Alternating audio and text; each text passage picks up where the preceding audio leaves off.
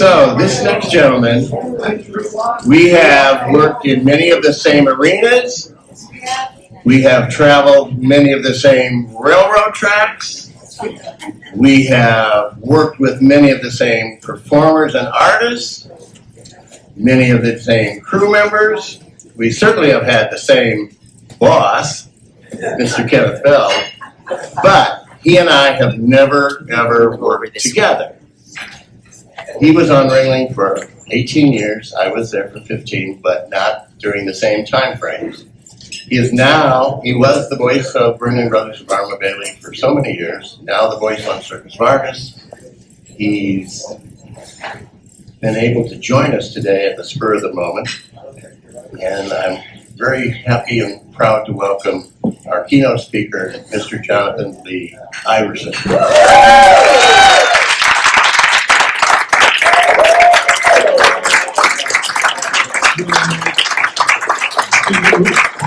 Wow, okay, yeah. Thank you very much. My apologies for the wardrobe. Everything's in dry cleaning. And it's funny because my wife and I went back and forth on what I should wear, mainly because she was very taken aback in a good way with just all the intellect and the beauty of this particular organization. And she was like, they're all smart people. I don't know if they'll take well to you wearing them. I said, circus, man, these people, they're not having a good time. And I figured since Bruce called me, he called me actually, they originally wanted my employer, the lovely and wonderful Katya Arata Quiroga. She was supposed to be out here, but then she called me. She said, Johnathan, I can't make it. I'm going to be in LA. Can you do it? I said, sure. Why not? And what's, it's a little fun amongst friends and family. So thank you for welcoming me. Thank you very much. I'm not used to wearing this on day off.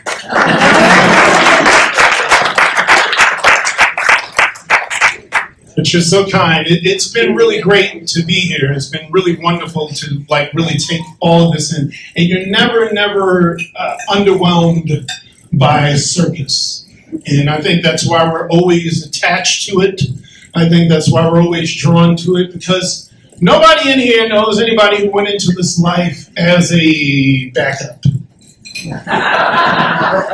You don't know one clown who said, everything else fell apart, I'm going to be a clown. You don't know anybody who said everything fell apart, I'm going to be a trapeze artist.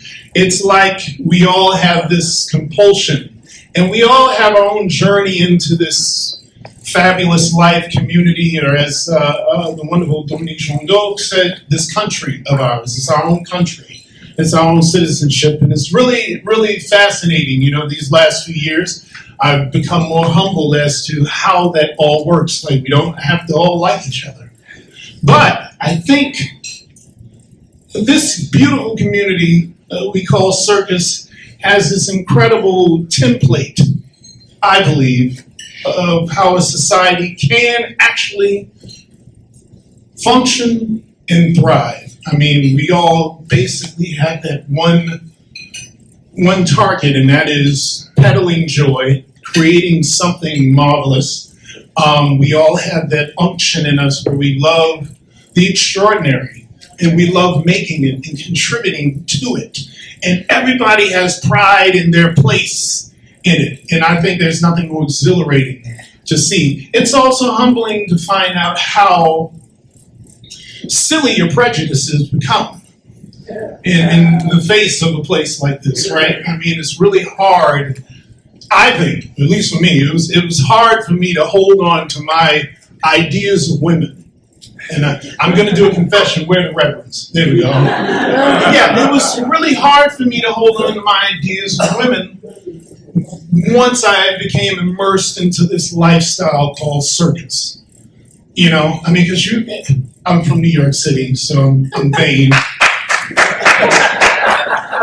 Sweet. There you go. That explains it all. I'm from New York City, so we believe we're here and everybody else is somewhere. And we believe ourselves to be uber progressive because we, listen, as I always tell people, you cannot out-talk a New Yorker. Like, we are big into having hard conversations and arguments and things like that. And so you think you're fully absolved from those petty little differences, and you're not.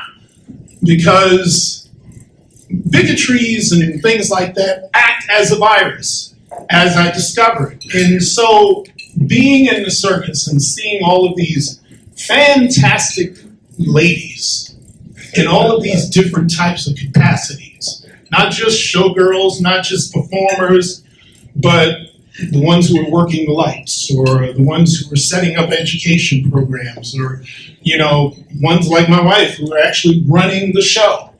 My daughter was very fond of that. It was, even as a little 4-year-old, she's never been shy about running her mouth. And she would always introduce us. She said, "Oh man, my daddy's the ringmaster, but my mom's the boss." And as much as I used to find it so amazing, and I actually kind of puffed up with pride about it, because it was like, what an experience for a little girl. That's her normal, is to see these extraordinary people. Some who look like her, some who don't. It's just like, that's just her normal. Mom's the boss, and daddy has no problem with it, And so, well, sometimes. She's still the boss. She's still the boss as of now. It's a strange thing. I got a call from my mother the other day, and she goes, "Pooh Bear," that's her name. She said, "Pooh Bear, you're gonna be 50 years old soon." And she chuckled, and I was like, "Oh my gosh, yeah, I'm gonna be 50 years old." Because I was like, that's where all these pains keep coming from. And she chuckled, and I can understand as a parent that chuckle is partially gratitude and also kind of, boy, you got something coming. And it was great to hear that from her. Like, she told me, she's like, you're about to be half a century. My Pooh Bear, he's going to be half a century old. And I was like, man, I really am going to be that old. And I've been feeling it lately. And fortunately, I do have a really wise wife. She is, the last few years, she has redesigned how we eat in our home. And the timing couldn't be more perfect, because my visits to the doctor have been too intimate. And so it's been a help. It's been great. But I mean, I'm thinking about that. Oh my God, I've spent over half my life in this beautiful country of ours called the circus. Yeah. And what a privilege and pleasure. And again, my daughter, for emphasis, I remember she was rifling through photographs, and she happened upon one of me. And I knew it was me because she kind of went, ooh. And I think it was my very first year as ringmaster, 129th on the Living Carousel tour. And I was svelte and sexy. And it shocked her, because she had never seen me with hair. She recognized the face because she has my face, which is like, "Daddy?" I was like, "Yes, that was me one time." But it was amazing, and we just were laughing about it, because I'm like, my gosh, man! You go back now. I'm working now with Circus Vargas as their ringmaster, and to see the wonderful talent there, it gives you the same rush as when I first entered into this business, to see these seemingly ordinary people just do wonderfully extraordinary things. And I think the difference between working in a mega show like a Ringling Brothers and Barnum & Bailey, where you're going from arena to arena and it's just huge, to a tent show like Circus Vargas, really it's like going from mega church to a storefront. And there are a lot of accoutrements with the mega church, but there's this beautiful intimacy you get in the storefront. And you really get to I think, finally, because obviously when you start off in Ringling Brothers, there's always that little crew of folks who are always, you don't really know what real circus is yet. You always hear from those people. It's like, I don't want to. But, I went from the beautiful train, which is like, anybody who's experienced that train understands there's no better way to see America. There's no better sleep you're going to get. What a glorious gift. I will always forever be grateful. I spent my life there with my wife and my children there, and just watching them, just watch America go by is beautiful. And now, we have an RV. And I have to be a maintenance man. It was fun, but really just been like now being on Circus Vargas and with the wonderful talents that are there and watching them and how young they are. And it was so funny because I was walking around, not only am I the only American on the show, I'm like one of the oldest performers and not the oldest one there. And so it's just so funny. It's like, wow, I work with these wonderful teenagers who are part of the beautiful Flotini family from the Czech Republic. And they're just excellent, just awesome to watch. And it's also great when you run into young people who are receptive to information. And these kids are. They work. It reminded me of my time with the Boys Choir of Harlem when I got started. And it just gives me it gave me goosebumps because I'm like, man, the pursuit of excellence is really universal. It really is universal. I remember my very first friend in circus was a diminutive Russian woman by the name of Anna Kaminik. And Anna, when I first met her, obviously she didn't know English. I don't know Russian. And I don't know how we developed a real rapport, but we just did. And we just had, I guess she was fascinated by my height. I was definitely fascinated by this small person whose body seemed to be able to do everything. And we really had a wonderful friendship, still do. She's wonderful.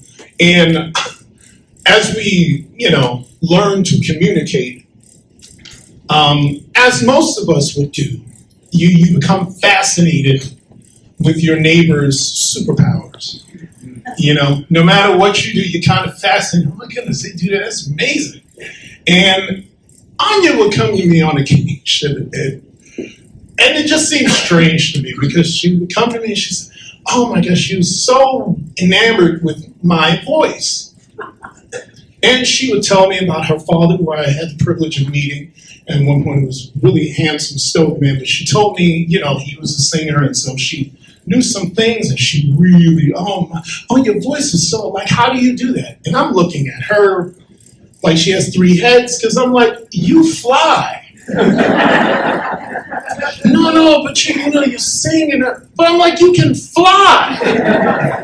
And we just laughed about it, and then we started exchanging war stories about how we were raised. And I tell you, it was very similar. She told me about her teacher and how her coach would not let her get away with anything. She would basically hound her and shadow her. And I said, yeah, my choir director was the same thing. I was terrified of this man.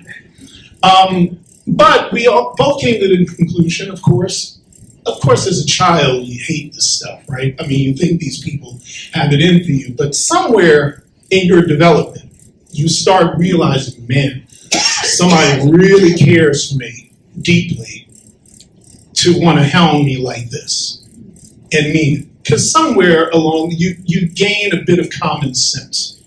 I know when I was in the choir, Dr. Walter J. Turnbull, founder and director of the Boys Choir of Harlem, brilliant musician, intellectual like you all are. And he was really a magnetic presence. And the older I get, I appreciate it even more. I understand why he had to be. Because the Harlem of that era was not the Harlem of today, with Starbucks and Bank of America and nice white ladies in yoga pants. It wasn't that. And I think in a way he kind of created this character to maintain and deal with boys.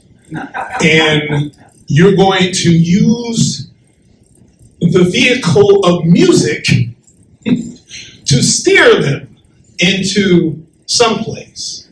And my entering into that organization had nothing to do with anything like, oh, I need to stay off the streets. It wasn't that. I wasn't on the streets anyway. I grew up on Central Park West.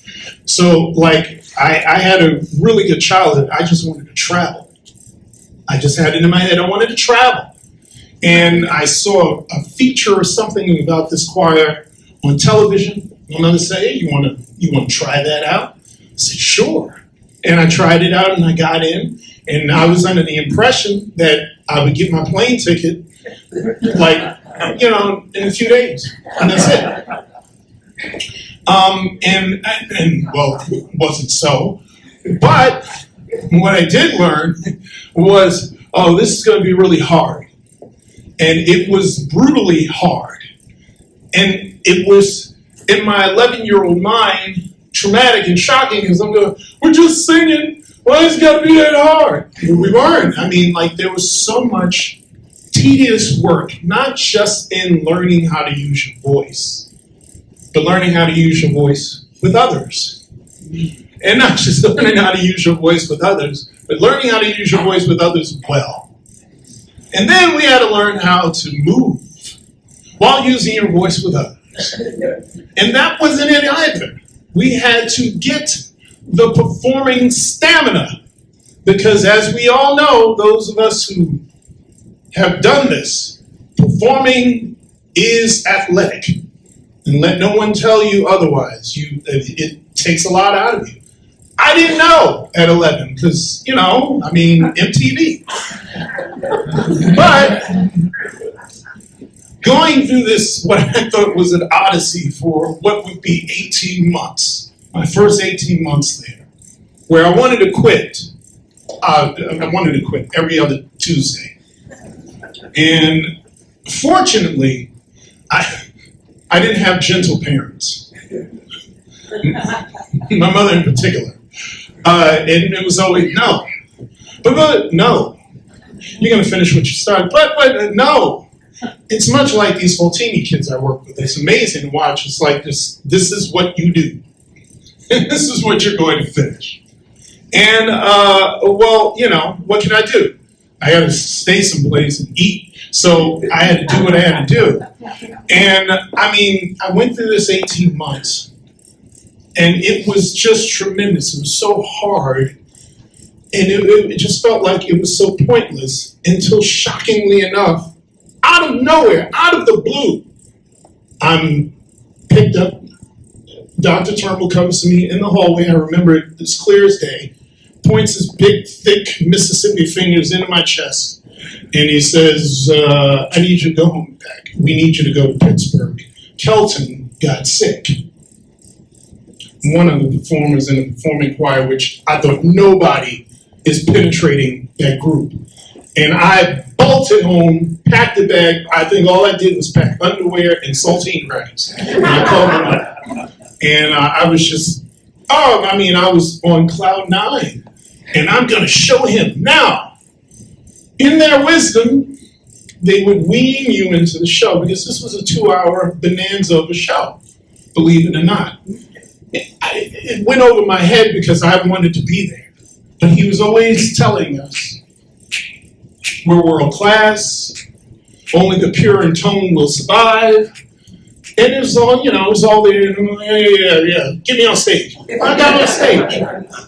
So the show was broken up into a classical section, a spiritual section, intermission. Then it was, I called it the easy listening section. We're talking about Nat King Cole, Duke Ellington, George Gershwin, things like that. And then finally we ended with the raucous, wonderful, highly choreographed pop section that we call. So we would do maybe 2 or 3 pop-like songs, something from Earth, Wind, and Fire, something from Kool and the Gang, or something somebody wrote for us. But we would coordinate with an actual choreographer, and some of the older gentlemen in the choir would incorporate current dances of the time, and we'd break up into groups. It was amazing. It was an amazing show, and I understood why they had to just wing you into the show, because again, it takes energy. And so there I was in Pittsburgh, and I'm ready, because this was going to be my vengeance tour. And I get on stage, we're in choir robes, we are going through the classical section. All we're doing is standing under hot lights, and Dr. Turnbull is there. I knew very well we were actually drilled that your eyes go nowhere but the conductor. Stay on the conductor, and he would be looking, because there would be hell to pay if you were. And I was on him, and I was good, and I felt great up until 3/4 of the way in. I started feeling lightheaded, and beads of sweat started just dripping down my face. And what was this? And then I started breathing a little, like it was like this inconsistent breathing. So I said to myself, no big deal. You know what? We're going to finish out this classical section. We're going to walk off stage anyway and come back for the spiritual section. No big deal. You're right. And the devil was at work that night, because Dr. Turnbull leans over and looks me in the face and says, we're not going to leave. We finished the classical section, so we're not going to leave. We're going to keep going. And so we went right into the spiritual section. And I was just like, this is wild. And I know he was testing me. And I would eventually fail this test with flying colors. Because we got to, and I'll never forget it, and this is true, I swear to you, we were singing the spiritual, Fix Me Jesus. And I'm certain no one in the history of that song sang it with more sincerity than me. Because by then, I really was like, man, and his eyes were like burning on me, just waiting for me to drop. And I mean, the sweat by then, it was just a complete flood.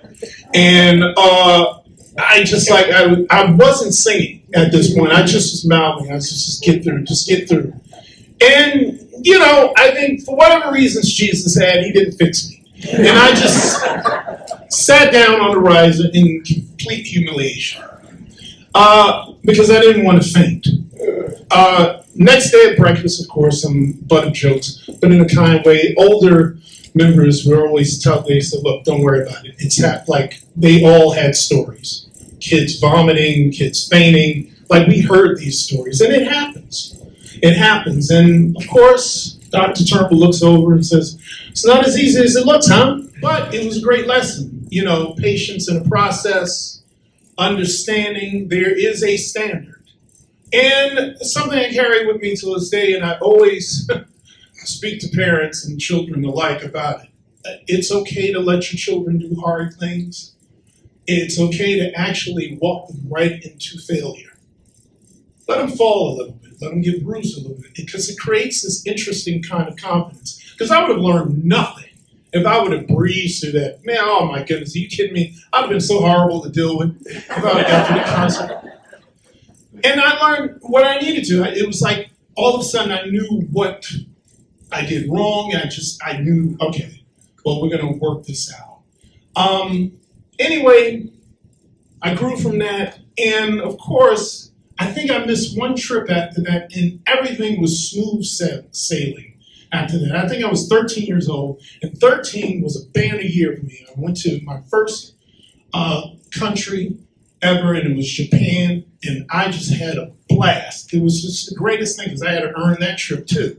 Like, they would make you audition for trips. They would make you stand in front of the whole jury, and you had one person per section, and they would pick out music from the repertoire randomly, and you just had to sing maybe 16, 32 bars of it with others. It was great because you had to earn it. And there was something about earning it that really did bolster our confidence. But getting to Japan was the life-changing moment for me. Enjoying that beautiful country, enjoying that culture. But then we had this fantastic concert for Ronald and Nancy Reagan. This was the turning point. It was interesting because Ronald Reagan was just out of office. And I'll tell you a little secret. I didn't know it was happening then. But this is, and I'm going to give you this, and nobody knows this, but this is when Nancy Reagan actually became my most favorite first lady of all time. And I'll tell you what happened. We walk into the hall, and we're on the bill. I mean, they had some real heavyweights. Perry Como was there. Anybody remember Perry Como? And I saw this gentleman. Back then he had jet black hair, and he was very, very attractive. And, you know, he used to walk around everybody just kept running up to him. And he was on the bill. I didn't know who he was yet, but when I heard him, it changed everything. So we walk into the hall, and we're greeted by First Lady Nancy Reagan. Now, they had just left office. And, you know, you're an observant New Yorker, so you kind of see everything. And I noticed the president was sort of aloof. I thought it was, you know, in my ignorance, I was like, oh, he's rude. But really, she comes over and she raptures everybody up, and she's just so gracious and what have you. And we just having this wonderful conversation with Nancy Reagan. And then off we go. And she repeats it when everybody comes in. And it took me 20 years to realize, oh my goodness, she was protecting him.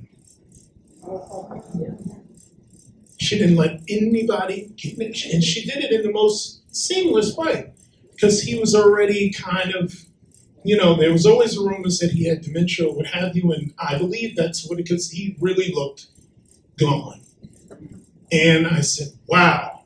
20 years, I said, oh, boy, that's a lady. And anyway, we're there for this concert, and an older gentleman in the choir comes and gets me. He says, listen, I want you to hear what a real tenor sounds like. And he said, ladies and gentlemen, children of all ages. Well, they didn't say children of all ages. See how they slipped in. He said, ladies and gentlemen, Ronald and Nancy Reagan's favorite tenor, Placido Domingo. And that was the guy with the black hair and whatever. Anyway, he comes out and he starts doing his thing, and the room went dark for me. Like I couldn't. Have you ever been so shocked by an event? If you wanted to run, move, you just couldn't. Everything in you is just going like, but you can't move. That's exactly how I felt. And that's exactly when I knew, oh, that's what I am. That's what I want to do. It was so mind-blowing, and it just changed everything. And I got home, and that was the pursuit. I got home, and that was the pursuit. I was this 13-year-old kid in Harlem, New York, who everybody knew I was obsessed with classical music in Harlem. And it was great. It was great because I had a community, honestly, that was very encouraging about it. It was strange. Like, you know, I know many of you wonder because you're looking, oh, man, he must have made a great athlete when he was younger. And I can tell you, that stereotype does not apply to me. Not at all. And my friends were mystified about it. So it's such a waste of talent. I said, look, what can I do? My thing was this, and what's funny is one of the big lessons I learned, and I take it with me now, is there's something in just being yourself. You think it's hokey, but eventually all your buddies come around. I mean, like, they were very protective in many respects of what I did. And in that, it actually inspired them to do what they really were about. Whatever it was. And that's always been kind of my gospel. Like, there's something, I think, you really have to grab hold of what you actually are ordained and designed to be. And it tends to come to us pretty early.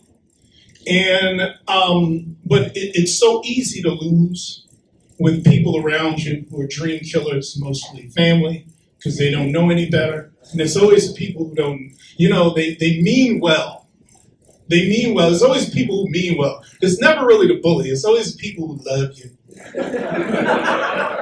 They love you so much. They just want the best for you. And, you know, a lot of us attempted to, okay. You know, my father, this beautiful man from Trinidad, and I learned an early lesson about immigrants with him that they don't really come here for hopes and dreams. Everything is practicality. And he was very serious. He was such a flaming heterosexual.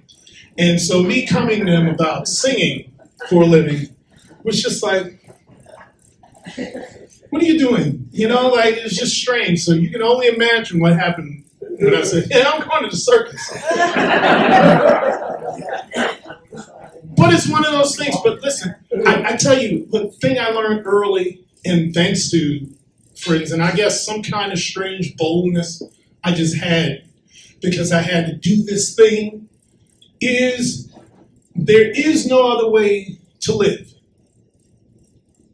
There is no other way to live. I really believe that the number one reason for all the misery in the world is people are out of place.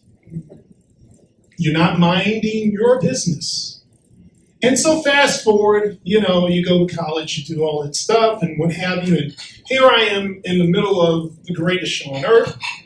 And I can tell you, I think I acclimated much faster than I thought I would because I really feel that what really makes the spirit of circus operate is, again, nobody is planning this. Everybody in this room, everybody you know of, they've been drawn into it.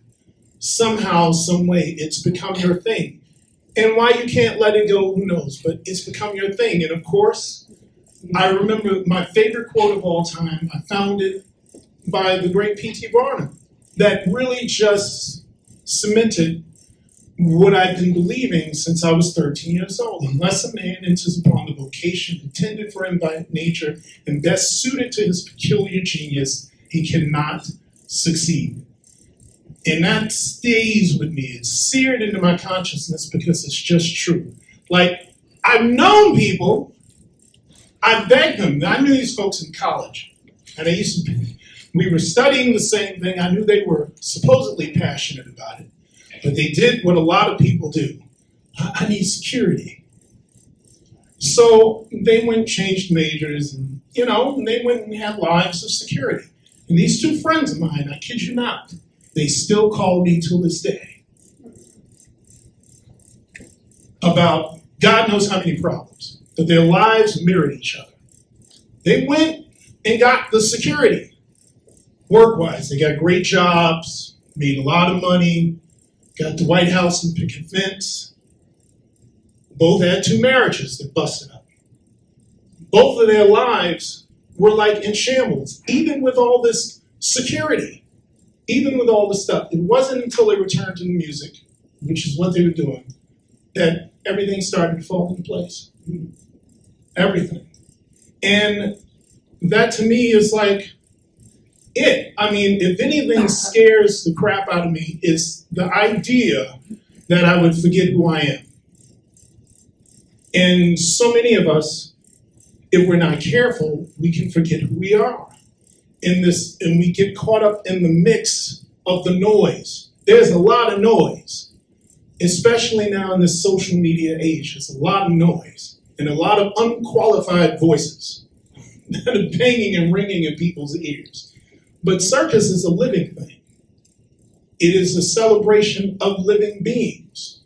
It is a celebration of people coming together, creating something that is beyond themselves, that forces you to push your imagination, push your body, to do things that you don't even think you're capable of doing, to create something that has resonance. I mean, to be able to be a part of history so young, when I was 22 and pretty, is like, my goodness, it's something that I hold, not in a place of, oh, look at me, I'm in the Library of Congress. It's not a big deal, but it's like to actually be able to put your mark somewhere for what you are, for what you are really meant to be. That to me is living. We are about the living. It reminds me of that wonderful verse in Psalm 150. Let everything that hath breath praise God, praise ye the Lord. I think when you are living, literally whoever you are and whatever you are in your space, that's what you do. You're a living praise. And that's what did it for me. And that's what does it for me. And that's what gets me off. That's what keeps me going, I guess, when, I do have those, Mr. Doubt, you got this bill. Okay, I know. But, it's always there. Some kind of, because who wants a boring story, right? But you always have that there. And so now, being with Circus Vargas, I think it's even more compelling for me. And I really, really, really grasp it. And I also learned to leave the bandwagon of performing hierarchy. We do this funny thing in entertainment. And I think just as human beings, where we have this idea that one thing is much more prestigious than another. Because sometimes, I would talk to people about me being in Circus Vargas, and they kind of give me that sentimental look. And I'm like, I don't need it. This is a platform. I have not gone a week of performances without somebody somewhere coming to me. Oh my goodness, what a show! Oh man, wow, you should be here. You should be on Broadway. You should be doing Disney. And I remember I asked somebody, not to be a smart aleck, but I was like, well, why? What's wrong with this platform? I'm certainly performing far more frequently than most people in Disney and Broadway. I think we forget that, to me at least, just my theory, I think if you're doing it, you're successful. And it's not necessarily the size of the stage or director or whoever, and I work with who. That resume really doesn't matter. What really matters is if you're resonating. If you're resonating. If you're doing your job. And it doesn't matter where the job is. My few things on it, as far as I'm concerned, is simple. One, can you pay your bills? That helps. Are you working? And two, do you save your dignity? If it's something that betrays your dignity, maybe you don't want to do it. We look at, of course, many of these wonderful big movie stars or what have you. Who would not want The Rock's paycheck? Who wouldn't want it? But you look at a lot of those people, and you always hear those funny little news stories. Somebody was DUI here, and oh my goodness, they got this, and they're in the closet somewhere, and they're going crazy over here, but they have everything. They have the world, and you don't really know. Many of those folks, their families are props. We have been privileged to be in a place where you can literally raise generations of people and still do what you do. The honor of having to partner with my wonderful wife, and we've been able to create two wonderful people who are really, and I wouldn't say it's shocking, but I guess due to their environment, it's alleviating, knowing that you don't get those funny calls about your kids very much. They have a well-roundedness about them due to being here, due to being in this world. They have a sense of reality that's a bit broader than your average kid. And that's only possible because of this dynamic and wonderful country we've been able to reside in for so long and enjoy and share and resonate and make memories with.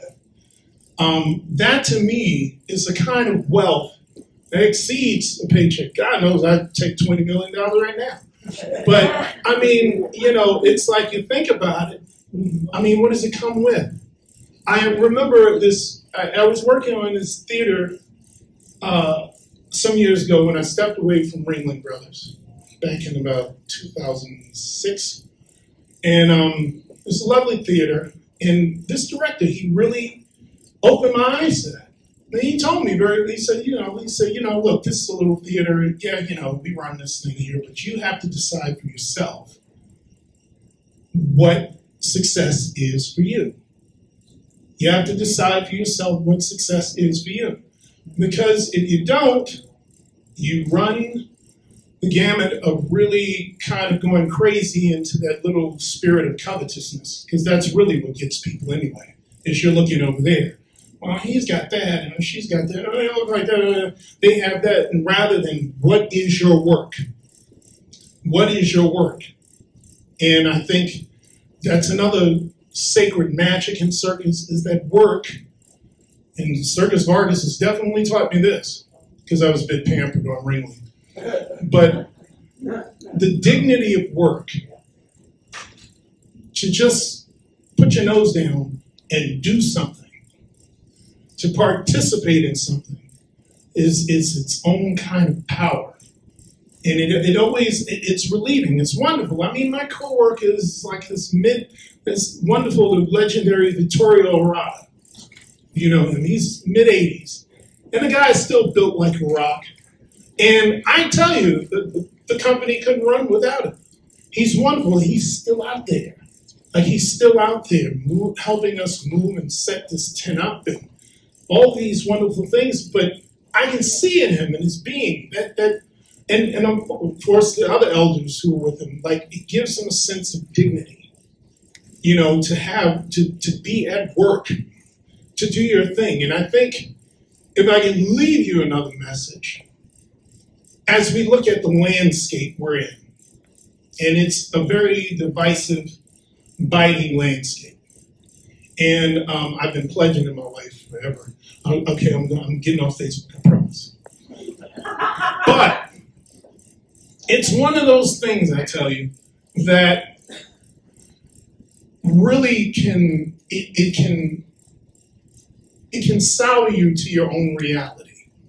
And there's a power in stepping away from it and recognizing what it is you can actually do. I believe, like the great American writer Toni Morrison, in times like these, artists get to work. And we know in circus, art is not limited to the center ring. Our artists our show actually begins at the promotion, at the publicity, at the educational materials, at the folks who are setting it up, tearing it down, fixing the lights, feeding the animal, all that art, selling popcorn. It's an art to all of it, because circus is more than a show. It's an experience. It's an experience. And having organizations like this, incredible, because it preserves that experience and it allows that experience to resonate for generations and generations to come. Hearing just an inkling of some of the things that are happening in our world yesterday was, ever humbling. I've been in this over half my life, and it's still fresh to hear. There's still something more to discover, and it is wonderful. One last thing I want to leave you with, because I had this interesting exchange with someone online, and I promise it wasn't bad. It was a kind exchange, because we had a misunderstanding. And it was in regards to the recent and unfortunate passing of a beautiful circus artist. I never knew her, never met her. Young lady in Germany. She's Spanish. I believe her name is Marina. And she had a fall. And, it was one of those terrible things that happen in our way of life, where reality has a way of interrupting the dream.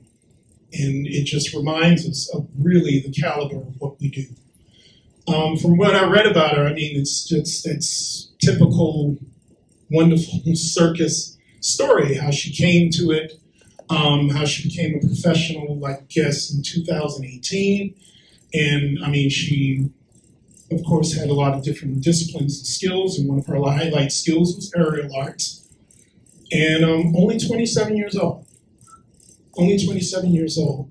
And a gentleman made a statement that went something like, oh man, why would you put your life at risk like that? And from a I guess, civilian standpoint, I sympathize with what he was saying. But I'm of this country. So I had to gently give him an understanding that this amazing artist, it's not like she had a choice. You are what you are. And you're designed to be and do what you do. And in that respect, though her life was short, it was beautiful. Because she did exactly what she was designed to do. And she found her peculiar genius, as P.T. Barnum would say. And while we can be taken aback, obviously, this is a young person, you don't know what else she might have turned out to be or do.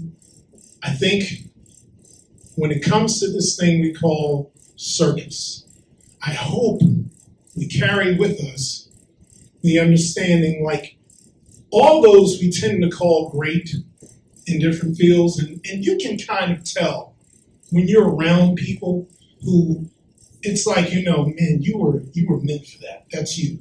I was privileged my first 3 years on Ringling Brothers to work alongside the great Gunther Gable-Williams.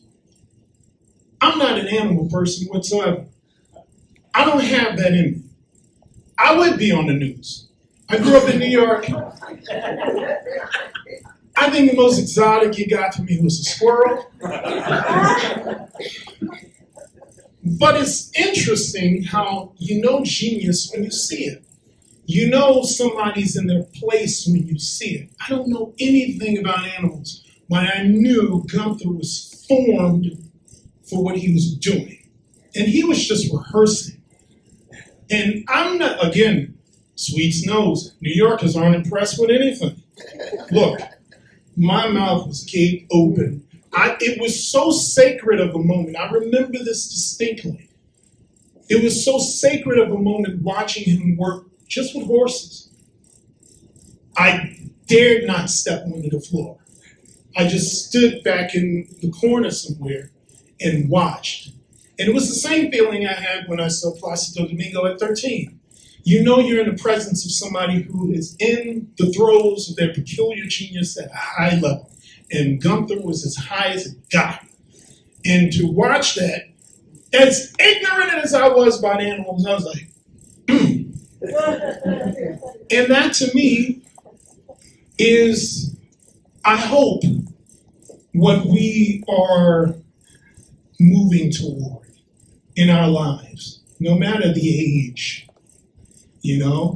This is a really interesting time in my life. Many of you in this room have been past it, and you're probably giggling, oh, look at a little young 50-year-old little baby. You're right.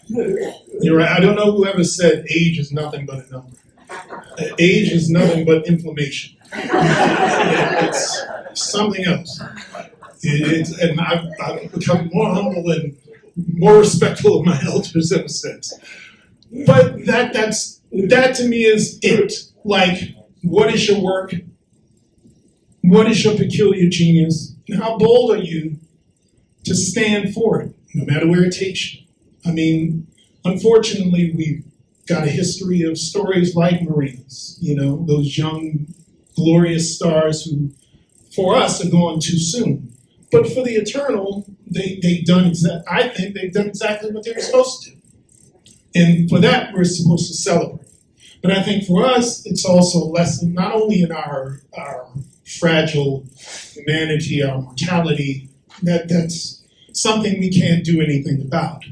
But what we can do is step into what P.T. Barnum called, your peculiar genius and live it out for the sake of generations upon generations thereafter. And that's all I got for you.